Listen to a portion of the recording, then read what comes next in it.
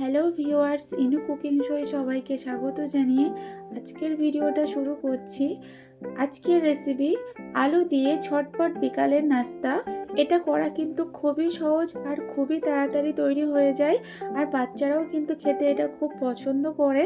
ঘরে থাকা সব উপকরণ দিয়েই ঝটপট তৈরি করে ফেলা যাবে।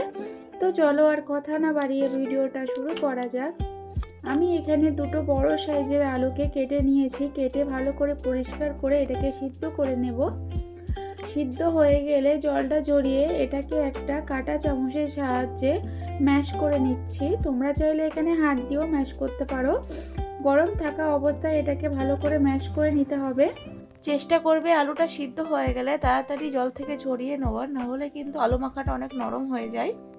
এবার এতে আমি কিছু মশলা অ্যাড করব। প্রথমে দিয়ে দিচ্ছি 1 চা চামচ লবণ, অল্প একটু হলুদ, আর 1 চা চামচ শুকনো লঙ্কার গুঁড়ো, আর হাফ চা চামচ জিরে গুঁড়ো। আলুর সাথে মশলাগুলো ভালো করে মিশিয়ে নিতে হবে।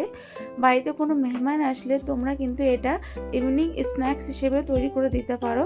এটা কিন্তু করতে একদমই সময় লাগে না, খুব সহজ পদ্ধতিতে তোমাদের তৈরি করে দেখাচ্ছি। আর দিয়ে দিচ্ছি 1 বাটি ময়দা, আর আগে থেকে করে রেখেছিলাম ব্রেড ক্রাম। এটা হচ্ছে পাউরুটির সাইডটা কেটে মিক্সিতে আমি গুঁড়ো করে নিয়েছি। কিছুটা ব্রেড ক্রাম আমি রেখে দিয়েছি কোটিংয়ের জন্য। এবার আলু মাখাটা ভালো করে মাখিয়ে নিতে হবে।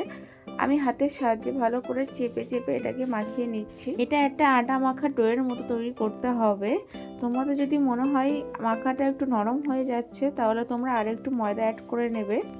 ভালো করে চেপে চেপে আমি এটাকে মাখিয়ে নিচ্ছি। দেখো মাখানো আমার হয়ে গেছে, খুব সুন্দর একটা টেক্সচারও এসে গেছে। একদম আটা মাখা ডোয়ে যেমন হয় সেই পর্যায়ে চলে এসেছে। এবার আমি একটা শেপ দিয়ে নেব। তোমরা এখানে যেমন মন চাই শেপ দিতে পারো। আমি এখানে ল্যাংচার যে শেপটা হয় সেইভাবে আমি দিয়ে নিচ্ছি। তোমরা এখানে গোল চৌকো যেভাবে মন চাই দিতে পারো, কোনো সমস্যা নেই। প্রথমে এটাকে একটু লম্বা করে নিয়ে দু সাইডে একটু চেপে দিলেই হয়ে যাচ্ছে। খুবই সহজ এটা করা। দেখো আমার সবগুলোই করা হয়ে গেছে। এবারে আমি কোটিং করব, সেই জন্য ব্রেড ক্রাম নিয়েছি। ব্রেড ক্রামে আমি 1 চা চামচ শুকনো লঙ্কার গুঁড়ো দিয়েছি। এটা পুরোটাই অপশনাল, তোমরা এটা না দিতেও পারো, কোনো সমস্যা হবে না। এটা দিলে খেতে আরও স্পাইসি হবে। এবার আমি এক এক করে এগুলোকে দিয়ে ব্রেড ক্রামের সাথে ভালো করে মিশিয়ে নেব। তোমরা চাইলে এখানে ডিমের কোটিংটাও করতে পারো। প্রথমে ডিমের কোটিং করে নিয়ে তারপর ব্রেড ক্রামে দিতে।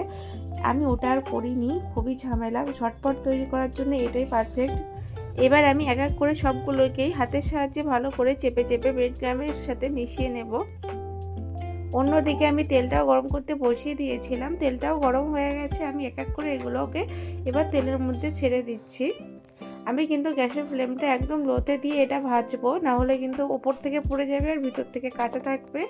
সেই জন্য গ্যাসের ফ্লেমটা একদম লোতে দিয়ে তোমরা এগুলোকে ভাজবে।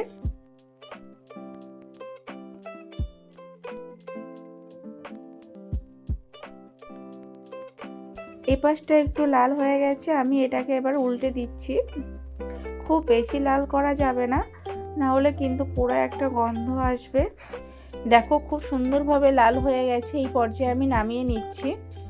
তোমরাও কিন্তু এইভাবে বাড়িতে ঝটপট তৈরি করে ফেলতে পারো, কোনো ঝামেলা ছাড়াই। এটা কিন্তু খুবই সহজ পদ্ধতিতে আমি তোমাদেরকে তৈরি করে দেখালাম, আর এটা খেতেও কিন্তু দুর্দান্ত হয়। তোমরা প্লিজ একবার বাড়িতে ট্রাই করে দেখো। মেহমানরা কিন্তু খুব খুশি করে এটা খাবে, আর বাচ্চারাও কিন্তু এটা খুব পছন্দ করে। আর আমার ভিডিওটা যদি ভালো লেগে থাকে তো প্লিজ আমার চ্যানেলটাকে লাইক, কমেন্ট, শেয়ার, সাবস্ক্রাইব করে যাবে।